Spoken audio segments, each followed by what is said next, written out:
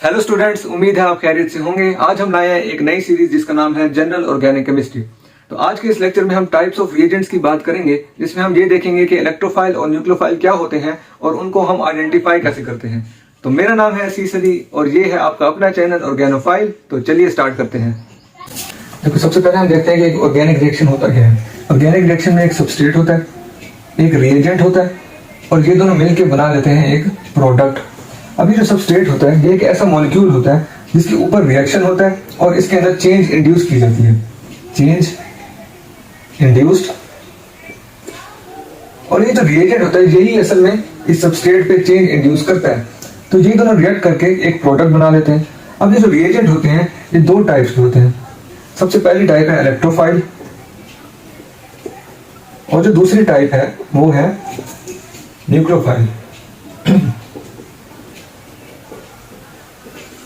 अब हमें नाम से ही पता चल रहा है कि एक इलेक्ट्रोफाइल एक ऐसी स्पीशी होती है इनकी इलेक्ट्रो का मतलब है इलेक्ट्रॉन, फाइल का मतलब है लविंग। तो इलेक्ट्रोफाइल एक इलेक्ट्रॉन लविंग स्पीशी है, इलेक्ट्रॉन लविंग। अब अगर इलेक्ट्रोफाइल को आप एक इंसान से रिलेट करो तो इंसान की फितरत होती है कि उसके पास जो चीज नहीं होती उसी से उसको प्यार होता है। अब क्योंकि इलेक्ट्रोफाइल के पास इलेक्ट्रॉन नहीं होते तभी तो उसको इलेक्ट्रॉन से प्यार है। अब इलेक्ट्रोफाइल इसका मतलब है electron deficient species, electron deficient species. अब अगर मैं न्यूक्लियोफाइल की बात करूं, न्यूक्लियो का मतलब है न्यूक्लियस, फाइल का मतलब है लविंग, तो इसका मतलब ये न्यूक्लियस लविंग स्पीशी है, न्यूक्लियस लविंग स्पीशी। अब न्यूक्लियस के ऊपर होता है पॉजिटिव चार्ज, तो इसका मतलब ये पॉजिटिव चार्ज लविंग स्पीशी है। पॉजिटिव चार्ज का मतलब है इलेक्ट्रॉन डेफिशिएंट स्पीशी। अब इलेक्ट्रॉन डेफिशिएंट स्पीशी कौन सी है? इलेक्ट्रोफाइल। तो इसका मतलब ये है कि न्यूक्लियस को जब एक इलेक्ट्रोफाइल मिलेगा तो ये उसके साथ रिएक्ट करके उसको अपने इलेक्ट्रॉन्स दे देगा। अब ये होता है इलेक्ट्रॉन रिच। अब ये क्योंकि इलेक्ट्रॉन रिच होता है तो ये चाहता है कि अपने इलेक्ट्रॉन्स को डोनेट कर दे। अब ये इलेक्ट्रॉन डोनर होगा और ये इलेक्ट्रॉन एक्सेप्टर होगा। तो इसका मतलब ये है कि अगर हमारा रिएजेंट न्यूक्लियोफाइल है तो ये सबस्ट्रेट के उस पार्ट पे अटैक करेगा जो कि इलेक्ट्रॉन डेफिशिएंट होगा, और अगर हमारा रिएजेंट इलेक्ट्रोफाइल है तो ये सबस्ट्रेट के उस पार्ट पे अटैक करेगा जो कि इलेक्ट्रॉन रिच होगा। बात समझ आ रही है? तो अब हम बात करते हैं इलेक्ट्रोफाइल की। तो जैसा कि मैंने बताया कि इलेक्ट्रोफाइल एक इलेक्ट्रॉन लविंग स्पीशी है, इसका मतलब ये इलेक्ट्रॉन डेफिशिएंट स्पीशी है, इलेक्ट्रॉन डेफिशिएंट स्पीशी। अब ये क्योंकि इलेक्ट्रॉन डेफिशिएंट है इसका मतलब ये है कि इसको इलेक्ट्रॉन चाहिए। अब अगर इसको इलेक्ट्रॉन चाहिए तो इसको अपने पास वेकेंट ऑर्बिटल्स की भी जरूरत है। अगर इसके पास वेकेंट ऑर्बिटल्स होंगे तो तभी तो ये इलेक्ट्रॉन्स को एक्सेप्ट कर पाएगी। अगर इसके पास वेकेंट ऑर्बिटल्स नहीं होंगे, ये बात याद रखना, अगर इसके पास वेकेंट ऑर्बिटल्स नहीं होंगे तो ये कभी भी इलेक्ट्रॉन्स एक्सेप्ट नहीं कर पाएगी, उसको हम इलेक्ट्रोफाइल ही नहीं बोलेंगे। तो मतलब कोई ऐसी स्पीशी हो उसके पास वेकेंट ऑर्बिटल्स ना हो तो उसको हम इलेक्ट्रोफाइल नहीं बोल सकते। तो इलेक्ट्रोफाइल ऐसी स्पीशी है जिसके पास वेकेंट ऑर्बिटल्स भी होने चाहिए, वेकेंट ऑर्बिटल्स होने चाहिए। तो अब अगर मैं इसकी एग्जांपल की बात करूं, इसकी टाइप्स की बात करूं, तो सबसे पहली टाइप है इलेक्ट्रोफाइल की, वो है पॉजिटिवली चार्ज्ड स्पीशीज। अब इसकी एग्जांपल की अगर मैं बात करूं तो सबसे पहली एग्जांपल है H+, दूसरी एग्जांपल है Cl+, तीसरी एग्जांपल मैं लेता हूं Br+, और चौथी एग्जांपल मैं ले लेता हूं R+। इसको हम बोलते हैं प्रोटॉन। ये है क्लोरोनियम आयन, क्लोरोनियम, और इसको हम बोलते हैं ब्रोमोनियम। अब ये क्लोरोनियम है, ये ब्रोमोनियम है, इन दोनों के पास वेकेंट डी ऑर्बिटल्स होते हैं। अब ये होता है थर्ड शेल में और ये होता है फोर्थ शेल में, यानी कि थर्ड पीरियड में, फोर्थ पीरियड में। इसके पास 3 शेल होते हैं, इसके पास 4 शेल होते हैं। तो इसके पास 3D भी होंगे, इसके पास 4D होंगे। तो इन दोनों के पास डी ऑर्बिटल्स वेकेंट होते हैं, डी ऑर्बिटल्स वेकेंट होते हैं। अब अगर मैं इसकी बात करूं, इसको हम बोलते हैं कार्बोकेटाइन, कार्बोकेटाइन। अभी कार्बोकेटाइन कोई भी हो सकता है, मिथाइल भी हो सकता है, इथाइल भी हो सकता है, लेकिन जितनी ज्यादा चेन बढ़ती जाएगी इसकी जो पॉजिटिव चार्ज है वो इंडक्टिव इफेक्ट की वजह से कम होती जाएगी, तो वो वीक इलेक्ट्रोफाइल बनता जाएगा। तो सबसे जो स्ट्रॉन्ग इलेक्ट्रोफाइल है कार्बोकेटाइन में वो मिथाइल कार्बोकेटाइन है, यानी कि CH3+।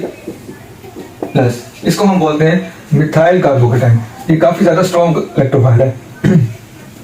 तो अब अगर मैं बात करूं कि जो पॉजिटिवली चार्ज स्पीशी होती हैं जिनके पास वेकेंट ऑर्बिटल हो उनको हम बोलते हैं इलेक्ट्रोफाइल। लेकिन अगर कोई ऐसी स्पीशी हो जो पॉजिटिवली चार्ज तो हो लेकिन उसके पास वेकेंट ऑर्बिटल ना हो तो उसको हम इलेक्ट्रोफाइल नहीं बोलेंगे। अब इसकी मैं एग्जांपल लेता हूं। अब अगर मैं इसकी एग्जांपल दूं तो वो है NH4 पॉजिटिव, H3O पॉजिटिव। अगर मैं नाइट्रोजन की इलेक्ट्रॉनिक कॉन्फ़िगरेशन फाइंड करूं तो वो होती है नाइट्रोजन की, nitrogen is equal to 1s2 2s2 2p3।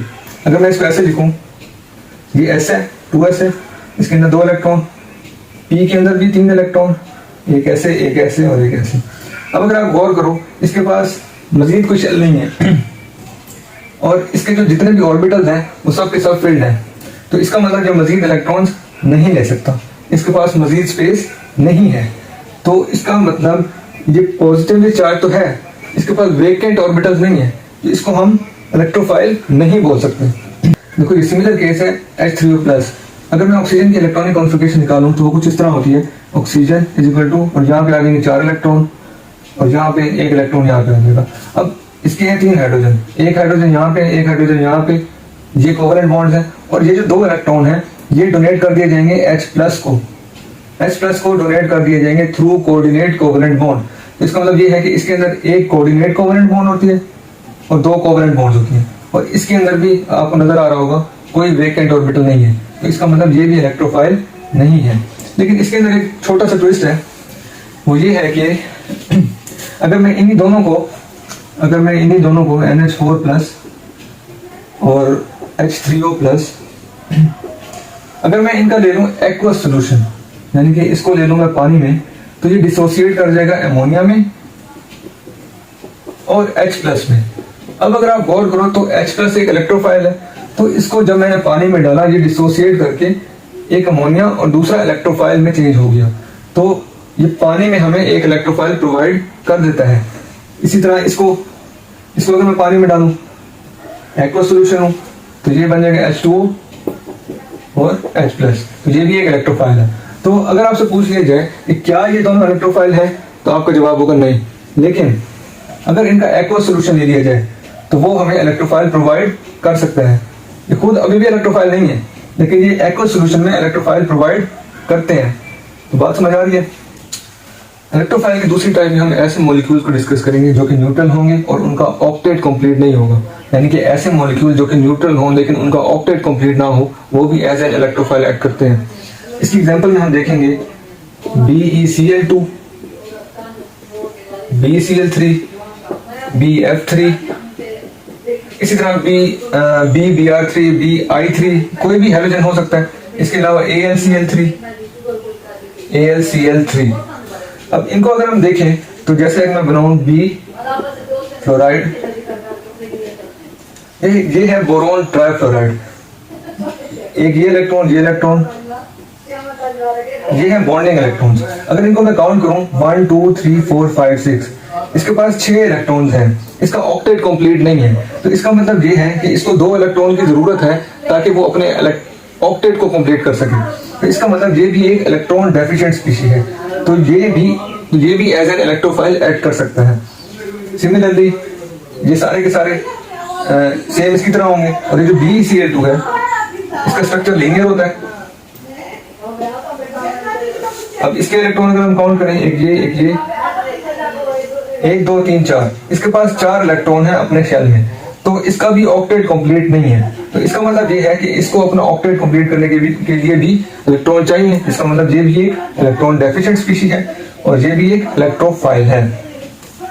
अब अगर मैं बात करूं मिथाइल रेडिकल, अब ये एक मिथाइल रेडिकल है, इसके अलावा कोई भी रेडिकल हो सकता है। अगर मैं इसके इलेक्ट्रॉन को काउंट करूं, जैसे कि C,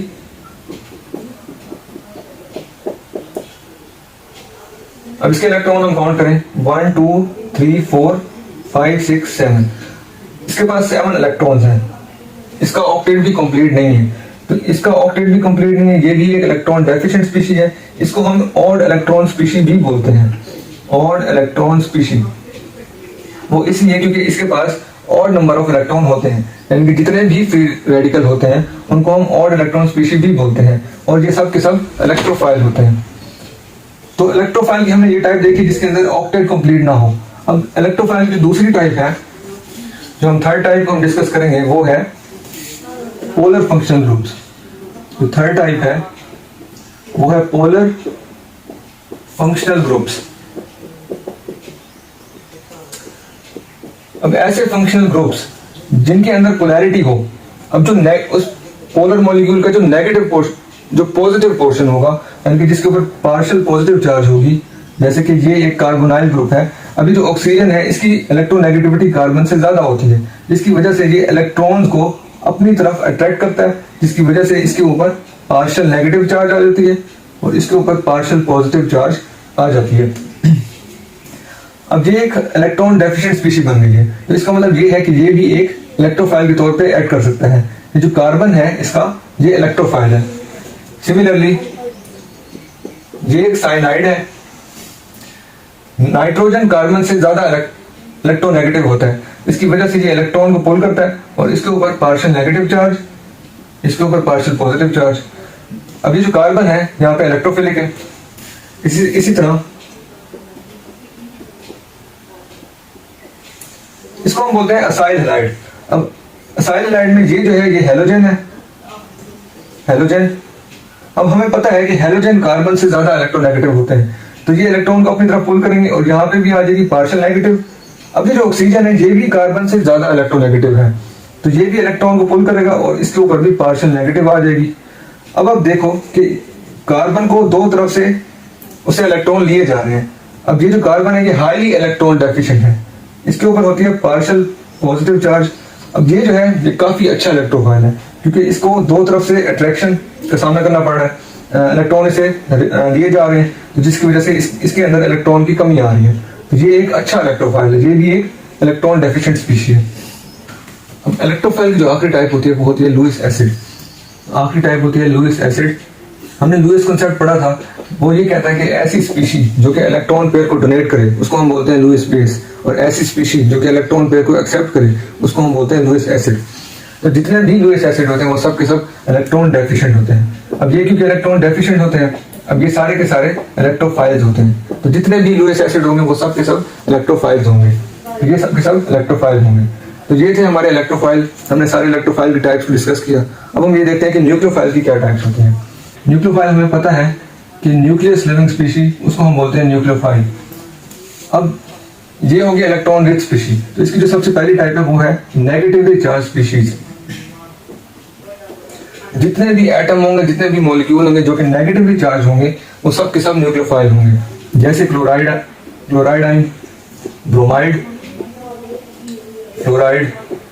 इसके अलावा हम कह सकते हैं कि CH3 नेगेटिव, ये कार्बनाइन है। जब कार्बन के ऊपर नेगेटिव चार्ज होती है उसको हम बोलते हैं कार्बनाइन। तो जब मिथाइल कार्बनाइन भी हो सकता है, इथाइल भी हो सकता है, कुछ भी हो सकता है। इसके अलावा C2H5O नेगेटिव, इसको हम बोलते हैं एल्कोक्साइड आयन। अब ये क्योंकि इथाइल है इसको हम बोलेंगे इथोक्साइड।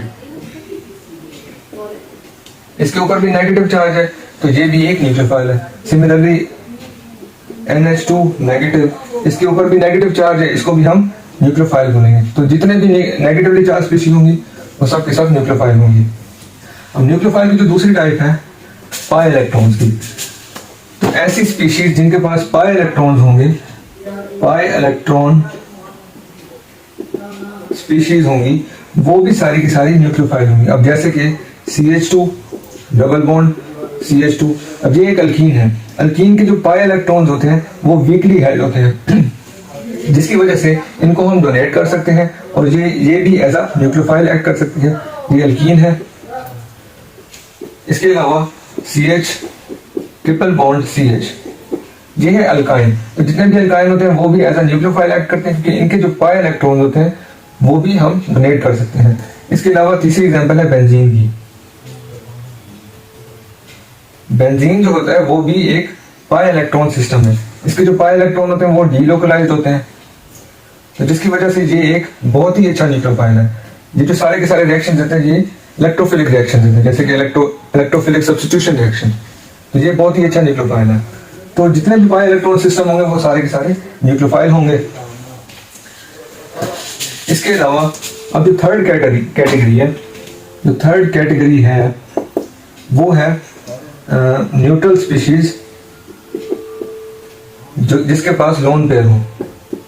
तो ऐसी स्पीशीज जिनके पास लोन पेयर होगा वो भी एज अ न्यूक्लियोफाइल एक्ट करेंगी। जैसे कि वाटर H2, इसके पास 2 लोन पेयर है, NH3, अमोनिया, इसके पास भी एक लोन पेयर है। अगर मैं इसी ग्रुप की बात करूं नाइट्रोजन की, तो उसमें फॉस्फोरस आ जाता है, EH3, PCl3। फॉस्फोरस के पास भी एक लोन पेयर होगा क्योंकि ये और ये एक ही ग्रुप से है। इसके अलावा R NH2,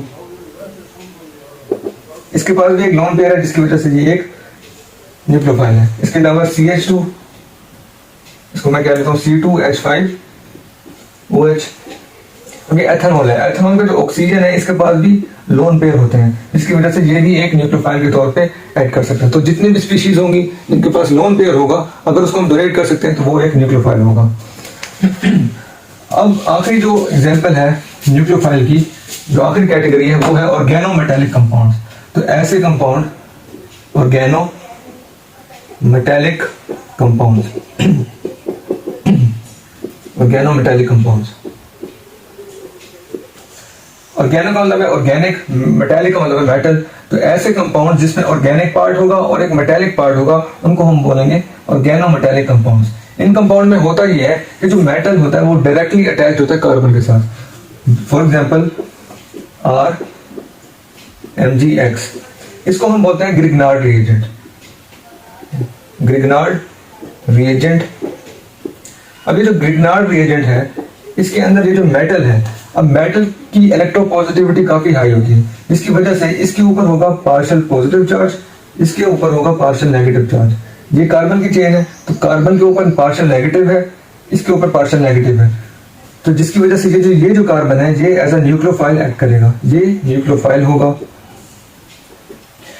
जितने भी ऑर्गेनोमेटेलिक कंपाउंड होते हैं उसके अंदर जो कार्बन होता है वो एज अ न्यूक्लियोफाइल एक्ट करता है। अब जैसे मैं बात करूं RLi, इसके अंदर ये पार्शियल नेगेटिव और ये पार्शियल पॉजिटिव, ये एज अ न्यूक्लियोफाइल एक्ट करेगा। इसके अलावा और मैं एग्जांपल देता हूं, R2CuZn, ये भी एक ऑर्गेनोमेटेलिक कंपाउंड है। इसके अंदर जो R चेन होगी इसके ऊपर पार्शियल नेगेटिव चार्ज होगा और ये भी एज अ न्यूक्लियोफाइल एक्ट करेगी। इसके अलावा R2Zn, ये भी एक ऑर्गेनोमेटेलिक कंपाउंड है और ये भी एज अ न्यूक्लियोफाइल एक्ट करेगा। अब सोचने वाली बात ये है, जैसे मैंने बात की थी ग्रिग्नार्ड रिएजेंट की, इसके अंदर ये मेटल है, मैग्नीशियम एक सेकंड ग्रुप का मेटल है जिसके ऊपर partial negative partial positive charge है। अब क्या ये इलेक्ट्रोफाइल है? क्या हम इसको इलेक्ट्रोफाइल बोल सकते हैं? इलेक्ट्रोफाइल, हम इसको इलेक्ट्रोफाइल नहीं बोल सकते, क्योंकि जो फर्स्ट ग्रुप और सेकंड ग्रुप के जितने भी मेटल्स होते हैं, अल्कली मेटल्स और अल्कलाइन अर्थ मेटल्स, वो सारे के सारे अपने इलेक्ट्रॉन्स को इसलिए लूज करते हैं ताकि वो अपने आप को स्टेबल बना सकें, अपने ऑक्टेट को पूरा कर सकें। जैसे अगर मैं बात करूं लिथियम की, लिथियम के पास 3 इलेक्ट्रॉन होते हैं, 1s2 2s1। अब अगर ये अपने इस इलेक्ट्रॉन को लूज कर दे, यानी कि लिथियम पॉजिटिव आयन बन जाए और ये बन जाएगा 1s2। अब ये जो कॉन्फ़िगरेशन है ये हीलियम की कॉन्फ़िगरेशन है और हीलियम हमें पता है कि एक नोबल गैस होती है। अब इसके पास नोबल गैस की कॉन्फ़िगरेशन आ गई। अब ये बिल्कुल भी नहीं चाहेगा कि अपने आप को मतलब एक एज एन इलेक्ट्रोफाइल मतलब एक्ट करे। तो ये काफी स्टेबल स्पीशीज है जिसकी वजह से इसको हम इलेक्ट्रोफाइल नहीं बोल सकते। जो अल्कली मेटल और अल्कलाइन अर्थ मेटल होते हैं वो वर्स्ट इलेक्ट्रोफाइल होते हैं, उनको हम इलेक्ट्रोफाइल नहीं बोल सकते। और ये जो चीज है ये हमें पता है कि ये न्यूक्लियोफाइल है। तो ये था हमारा आज का लेक्चर जिसमें हमने डिस्कस किया कि टाइप्स ऑफ रिएजेंट क्या होते हैं, हमने उनको आइडेंटिफाई करना सीखा। अब अगले लेक्चर में हम देखेंगे कि इनकी स्ट्रेंथ को हम कैसे कंपेयर कर सकते हैं। इसके अलावा हम न्यूक्लियोफिलिसिटी और बेसिसिटी में फर्क को जानेंगे। तब तक के लिए ऑल द बेस्ट।